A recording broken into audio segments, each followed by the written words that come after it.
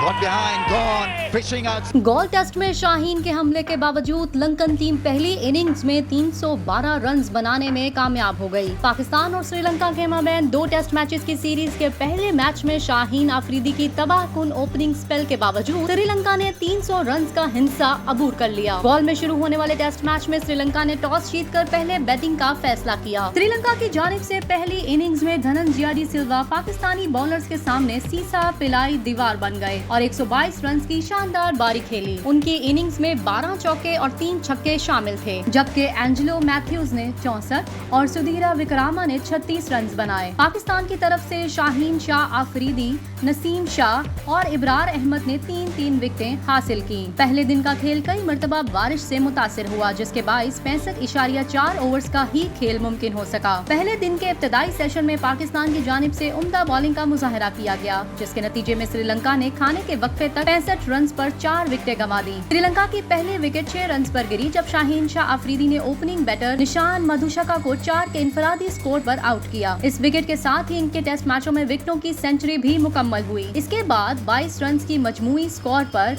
कोशल मेंडिस भी शाहीन शाह आफरीदी के गेंद पर पवेलियन लौट गए। पाकिस्तान को तीसरी कामयाबी 53 के स्कोर पर मिली, जब मेजबान टीम के कप्तान देमोत करुणारत्ने ने भी शाहीन की गेंद पर विकेटों के पीछे सरफराज अहमद के हाथों आउट हो गए, जबकि खाने के वक्फे से पहले दिनेश चंदीमल सिर्फ 1 रन बनाकर नसीम शाह की गेंद पर स्लिप में बाबर आजम को कैच थमा बैठे। खाने के वक्फे के बाद श्रीलंकन बैटर्स एंजेलो मैथ्यूज और धनंजय डी सिल्वा के दरमियान 131 रन की शराकत ने टीम की खराब पोजीशन को संभाला। इस शराकत में एंजेलो मैथ्यूज ने 89 गेंदों पर 59, जबकि धनंजय डी सिल्वा ने 109 गेंदों पर 74 रन बनाए। ताहम चाय के वक्फे से कबल एंजेलो मैथ्यूज लेग स्पिनर इब्रार अहमद की गेंद पर आउट हो गए। पहले दिन बारिश की वजह से 65.4 ओवर्स का ही खेल मुमकिन हो सका। श्रीलंका को दिन का आखिरी नुकसान खेल खत्म होने से सिर्फ 2 गेंदें कबल इस वक्त उठाना पड़ा, जब wicket keeper batter Sudhira Samara विक्रामा 36 के इनफरादी स्कोर पर आगा सलमान की गेंद पर इमामुल हक को